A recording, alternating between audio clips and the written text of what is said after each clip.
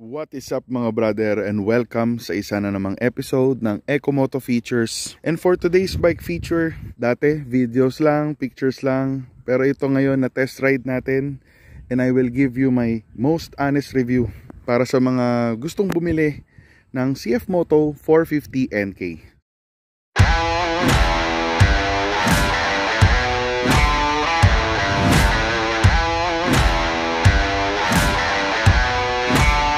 Ready.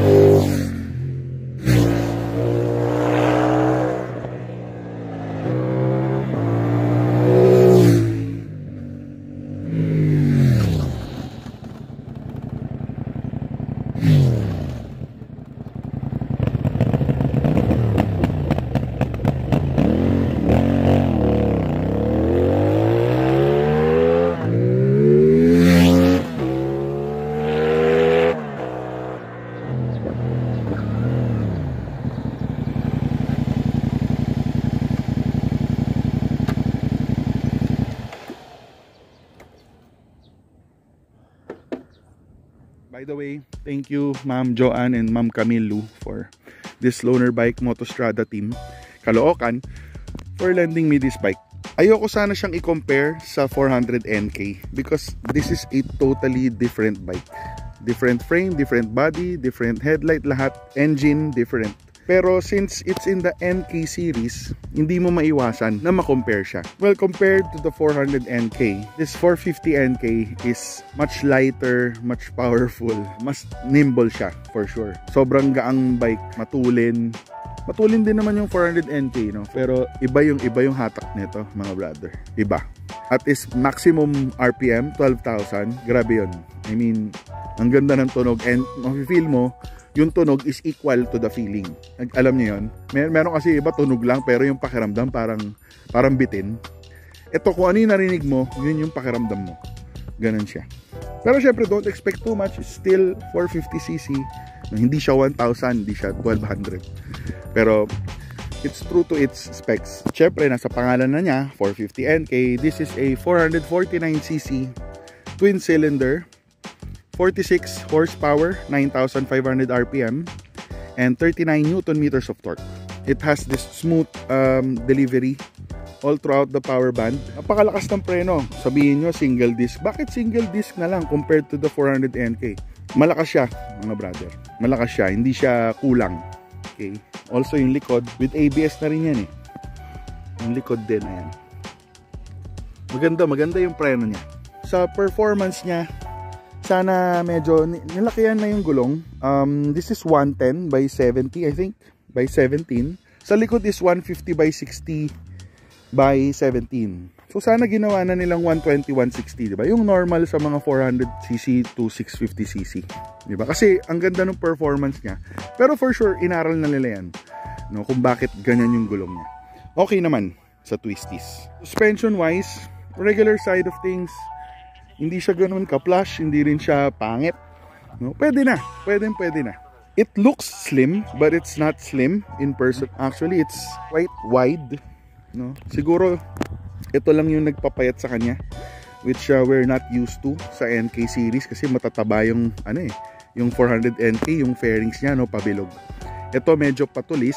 By the way, this is the naked version of the 450 SR CF Moto, yung isa nyo pang pinagkakaguluhan. Same engine, different riding position, different riding style. Saan natin yung kanyang DRL? Yun. So may graphics din siya katulad nung sa 450 SR, pero yung sa kanya mas mabilis. Ayun. Yun na yung pinaka niya, no, display niya pag nagdi-DRL siya, nag-o-open up siya. Familiar ba kayo mga brother dun sa MV Agusta Rivale 800? Yung parang hyper strada, hyper motard ng MV Agusta. Kamukha niya tong front fender niya, no? Ito, napakagandang design. And then yung kanyang headlight, it looks like very much of a Yamaha LED sa gitna.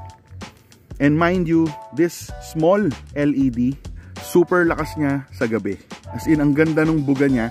Payu siya, payu yung buga niya. Very wide. Pero sa corners hindi niya nailawan. Pero padiretso, it's very wide. Tapos hindi siya nakakasilaw sa kasalubong. Ito namang bright niya, napakalakas niyan. It has two small U's. Kapag binright mo siya, may makikita kang dalawang V or U, parang W sa harapan. It's focused in the center, far away yung bato niya. Yan, malakas yung bright niya, as you can see. Ayan. Napakaganda ng headlight nito. Now let's go to the rear. Ayan. Parehas na parehas sa 450 SR, no? When you press on the brake, meron siyang LED bar. Yan. It's very visible, very visible. Kitang-kita yan. And then hazard, LED na rin. Napakaganda. Very nice. Yung kanyang side mirror pa lang mga brother, tingnan nyo. Saan ka nakakita ng ganyang side mirror? Ako first time ko makakita ng ganyang side mirror. Kung makakita man ako ng side mirror na ganyan, I'm guessing it's a European motorcycle. Ang ganda ng view. Madaling i-adjust, pero kapag sa vibration hindi siya nag-a-adjust mag-isa. Yung design ng kanyang handlebar, very quality, pati yung pindutan, itong mga menu, ang laki na ng pinagbago talaga. Pati yung kanyang TFT. Yung kanyang tank, 14.5 liters, full tank, quality. Ang gas tank cover or lid. Ang mga plastics, yung plastic lahat to mga brother. Plastic lahat. Yung loob niya, nandun yung tank syempre. Pillion seat. Matigas. Nandito na yung foam niya. Dito wala. In sobrang parang RC390 KTM. Yung seat niya, okay naman. Di sumakit yung pet ko sa 200 km ride Marilaki Balikan. Okay na okay siya. At 262,800, I think this motorcycle is underpriced. Nasa 320, 325 dapat ang presyo nito. Pero syempre, dagdagan din nila like quick shifter, ride modes, yun lang. As it is, the whole package, I think it's underpriced. It's a very nice bike. Doesn't give justice. I mean, this is one of the bikes na hindi mo kailangan magpalit ng tambucho. Narinig nyo naman. Punta na tayo sa pros and cons. Comment ko lang, first con, yung seat cover niya is maluwag masyado. Siguro kung bibili ako nito, papalitan ko kagad to nung, alam mo yung kita yung stitching sa gilid, yung mga pang Italian bikes. Yun, tapos super sikip niya. Yun, papalitan ko kagad yan ng seat cover na tight and leather with stitching. Kita yung stitching. Bagay sa kanya. Another con is yun, nasabi ko na, yung gulong. Pero I guess na naaral na nila yun for sure, no? Na ganyan yung size. Sana para sa akin sa performance niya 120, 160 sana. Another con, medyo subjective to kasi ano to itsura. Pero medyo nabibiti kahit sa 450 SR, medyo mas mahaba kasi yung 450 SR kaya bumagay ito, no? Pero pagdating dito sa 450 NK, parang medyo bitin na yung likod. I don't know if you agree with me. Pero para sa akin, bitin yung likod. Para siyang konting haba pa sana. Masyado siyang pataas. Sana mas mahaba pa yung likod. Pagdating naman sa angle na to, sakto naman siya. Maganda siya. sobrang macho. Macho. May mga angles lang siya na hindi ko gusto. For the last con siguro, paglabas ko ng showroom, agad-agad napansin ko yung handlebar niya is hindi standard naked bike. It's not super upright katulad ng iba. Medyo forward siya. Naka-forward oriented yung handlebar niya. Street fighter yung position niya. Pero complementary siya pag umahataw ka na. Pero pag traffic, medyo parang feeling mo inaabot mo siya. Ganun. Also, nakukulangan ako sa lapad ng handlebar. Yung leverage ng handlebar sana. Parang medyo naka-cringe ako paloob. Yon, malaki kasi ako. Pero siguro sa normal average Asian size, sakto to. Sa akin lang yan. Huwag niyo masyadong dibdibin, okay? yun lang yung cons para sa akin. Syempre sa pros marami. Halos lahat pros na. No? Itsura, performance, Diyos ko, yung presyo, 262,800, mga brother. Grabe, sobrang mura nun para sa ganitong package. It's underpriced for me. I know, competition. Yes, competition. Pero may laban siya eh. May laban siya talaga. Yung tunog. Narinig na naman yung tunog. Ay, grabe, di ba? At yung performance. Syempre, you have to test it for you to believe me. Pero, sabihin ko sa inyo mga brother, sobrang ganda ng performance ng bike. I've ridden it. Wala pang 24 hours. Nakaka 210 kilometers na ako. Kagabi, nagmarilaki kami. May chill ride, meron ding hatawan. Lahat na-try ko na. Sa gas consumption, it's true.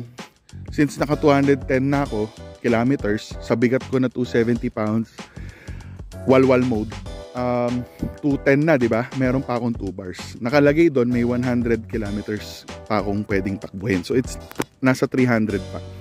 Sa 14.5 liters na full tank, computein nyo na lang kung ilang kilometers per liter.